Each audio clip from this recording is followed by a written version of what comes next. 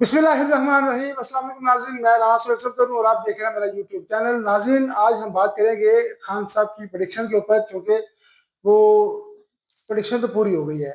एक प्रेडिक्शन पूरी हो गई है, एक रह गई है।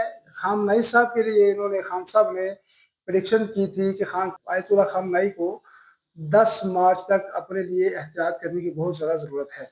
लेकिन एक और भी बात है कि खान साहब ने यह भी बोला था कि 10 मार्च तक जो है वो जंग का फैसला नहीं होगा, ईरान जीतेगा। ईरान के बारे में बहुत सारी प्रेडिक्शन मैंने देखी हैं, और भी नजूमी कह रहे हैं कि ईरान जो है वो नहीं जीते, ये कि हार नहीं, उसको वो घुटने नहीं टेकता नजर आ रहा। लेकिन खान साहब की प्रेडिक्शन जो है वो सबसे पहले है।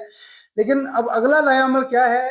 ईरान के बारे में कहा जाता है कि वो एटमी पावर बन चुका हुआ है। 2-3 दिन पहले जल्जला एक ईरान में दिखाया गया था, जिसके ऊपर जल्जे को ये बताया जा रहा है कि उन्होंने एटमी ताकत का जो है वो एक्सपीरियंस कर लिया या तजर्बा कर लिया है। वो डिक्लेयर नहीं है, लेकिन अभी ईरान जो है वो एटमी ताकत बन गया। लेकिन अगला नया अमल क्या होगा? ईरान क्या घुटने टेकेगा, नहीं टेकेगा? इसराइल जीतेगा या ईरान जीतेगा? जंग का क्या नतीजा निकलेगा? मेरे साथ मौजूद है माहिर astrologer, royal palmist, international lawyer और माहिर इल्म जफर एम ए शहजाद खान साहब। अस्सलाम वालेकुम सर।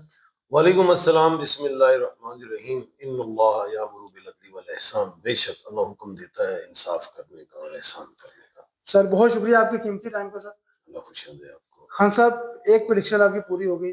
आपने कहा था कि पिछली वीडियो में भी आपने कहा था कि काश मेरी जो है वो प्रेडिक्शन सच ना होती। ऐसे ही है, और आप दीदा भी हो गए थे, परेशान हो गए थे। अल्लाह ताला आयतुल्लाह खामनई साहब की आखिरी मंजिलें आसान फरमाए और उनकी शहादत को अपनी बारगाह में कबूल व मंजूर फरमाए। मैं ये समझता हूँ, बल्कि है ऐसा ही कि करबला की शहादत सबसे बड़ी। बेशक आप हज़रत अली मकाम अलैहिस्सलाम की है, इमाम हुसैन अलैहिस्सलाम की है। बेशक उनके बाद जो शहादत आई वो आयतुल्लाह खामनई साहब की, अली हुसैनी नाम।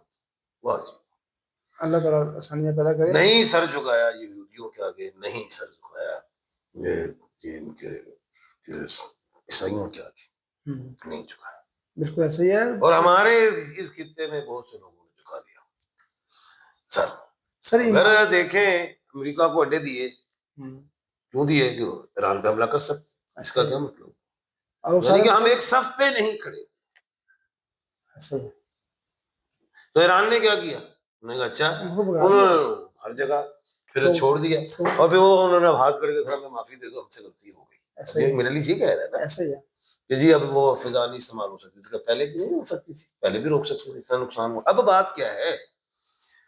बात ये है कि पिछले साल बादशाह सियारा मरीख था, इस साल का बादशाह सियारा सूरज है। मरीख और सूरज इस वक्त एक्यूरियस में बैठे हैं, कुंभ राशि में, जिसका अपना अल्फाबेट एस है। अब एरीज के जितने भी अल्फाबेट से, मैंने कहा एरीज वाले जो लोग हैं जंग में शामिल हो जाएंगे। एरीज के अल्फाबेट है अलिफ आइन लाम ये, ए ई आई ओ यू एल और वाई। इसमें क्या हुआ है? अब इसमें ये है अलिफ से अलिफ से अमेरिका, अलिफ से इंडिया, अलिफ से अफगानिस्तान, अलिफ से इंग्लैंड, आइन से ओमान, लाम से लिबनान। अच्छा, उसके बाद यूएई, ये से, इसमें तीनों ही वावल हैं, ठीक है, ये सारे शामिल हो गए। यूक्रेन भी है। अभी एक और बात बता दूं, एक्यूरियस का अल्फाबेट एस है, उसमें बैठा है मरीख और सूरज। मैंने कहा एस वालों को भी नुकसान होगा बेशुमार। सऊदीया भी आ गए बीच में, साइप्रस पे भी मामला हो गया, इथोपिया पे भी हो गया, अली वही आ गया, अली फाइन, ये सारा कुछ चल पड़ा है। अब ये कब तक रहेगा? अगले 144 घंटे इंडिया और पाकिस्तान के लिए अच्छे नहीं देख रहा अगर लड़ पड़े। एक बात। दूसरी बात, अगले 72 घंटे जो है ईरान बहुत मारेगा, बहुत मारेगा, सबको मारेगा। और जो है 11 तारीख को मुश्तरी सीधी हो रही है, ट्रंप भागेगा वापसी के लिए।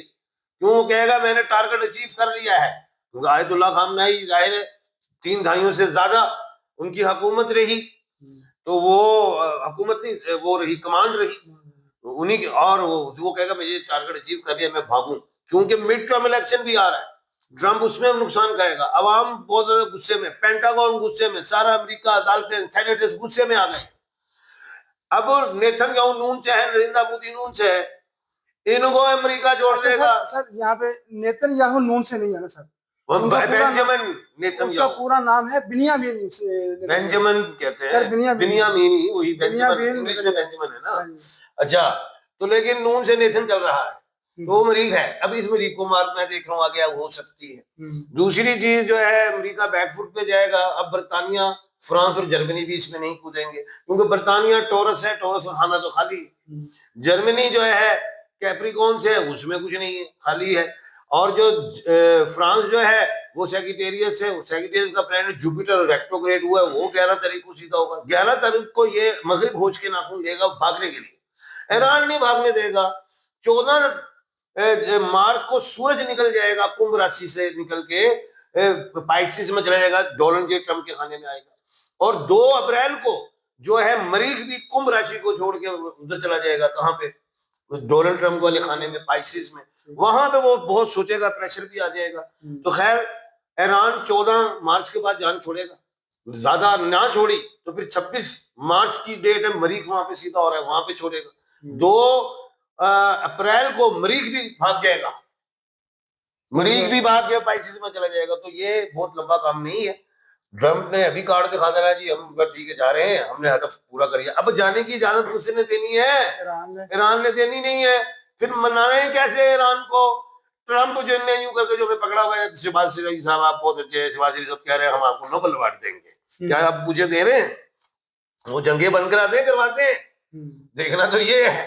अब खैर अगली बात जो है वो शहबाज शरीफ को कहेंगे, पाकिस्तान को कहेंगे तो ईरान को मनाए, ठंडा करें। और मैंने कहा हुआ है कि इस खित्ते की पग किसके सर पे आएगी? पहले से कहा हुआ है पाकिस्तान के सर पे आएगी। इस पग के साथ कौन होगा साथ पहनाने के लिए?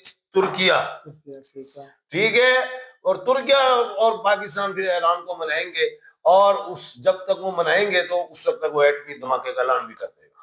मुझे ये बताएं कि आपको ये सारे सिनेरियो में ईरान घुटते टेकता हुआ नजर आता है? मैं एटमी धमाके का ऐलान ईरान नहीं मनाएगा कि मेरी जंग बंद करो, अमेरिका कहेगा मैं जंग बंद कराओ। यानी कि आपकी ये प्रेडिक्शन आप अपनी जो है पेशेंट को उसके ऊपर साबित कदम है कि ईरान जो है वो जीत गया, वो जीत गया, ठीक हो गया। अब मुझे ये बताएं कि ईरान के पास सिर्फ इस वक्त दो हथियार हैं, एक ड्रोन और एक मिसाइल। ड्रोन और एक वो है मिसाइल है ना, मिसाइल भी है, और वो उनसे क्या वो चलते हैं ड्रोन और मिसाइल। तो खैबर मिसाइल चला देगा मुझे लग रहा है, और चला देगा, और ये 14 तारीख तक चलाता रहेगा, उसके बाद फिर ये काम ठंडा हो जाएगा। ट्रंप ने अभी एक और धमकी दी है कि हम आयतुल्ला खामनाई के बाद जो भी उसका जानशीन होगा हम उसको नहीं टारगेटेड करेंगे। मैंने ये पेशन गोई की हुई है कि 8 से 9 शहादतें होंगी, 8 या एक्सपायर भी बीच में होंगे दुनिया में। तो ये चीजें हैं भी, ऐसी चीजें हो सकती हैं। नेतन्याहू का क्या अंजाम होगा? मैं अब उनको भी कोई अच्छा नहीं देख रहा जिस्मानी हवाले से। अच्छा, हाँ, मैं पेशन गोई कर गया।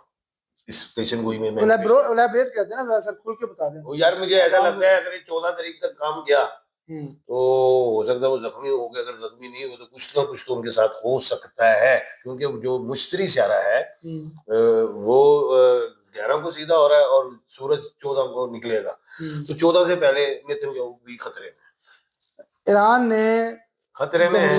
ईरान ने 14 मार्च से पहले नेतन्याहू खतरे में। ईरान ने दुबई, बहरीन, कुवैत, कतर, यहाँ से तकरीबन अमेरिकी अड्डे जो है वो खाली करवा रहे हैं। हाँ, अब टोरस में कुछ खाली नहीं है, कोई सियारा नहीं है, ठीक है। तो इसलिए बहरीन को भी, बरतानिया इंसानों को नुकसान होगा। हाँ जी।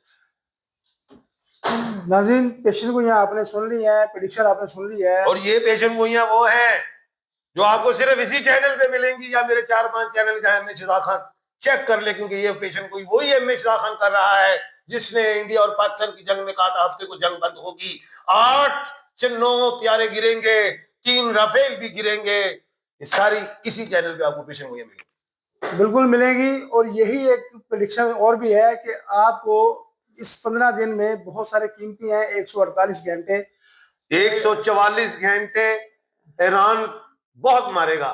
सॉरी गलत कर रहा हूँ, 144 घंटे इंडिया पाकिस्तान में कोई मामला हो सकता है, और ये अगले 72 घंटे ईरान बहुत नुकसान करेगा। मैं यही कह रहा था, 144 घंटे बहुत कीमती हैं पाकिस्तान और इंडिया के लिए, इनमें भी कॉन्फ्लिक्ट दोबारा हो सकता है, लेकिन अगले 72 घंटे में ईरान जो है वो बिल्कुल नहीं रुकने वाला, घुटने नहीं टेकने वाला। मुज़ाकरात की और ट्रम्प जो है वो 11 मार्च को सही हो जाएंगे, सीधा हो जाएगा ना चेहरा, तो हाँ। दिमाग भी सीधा होगा, साथ वो उससे पहले कार्ड शो कर देंगे, हो सकता है कर ही दियो हो पाकिस्तान को और तुर्किया को, साड़ी जान से ईरान को समझाएं।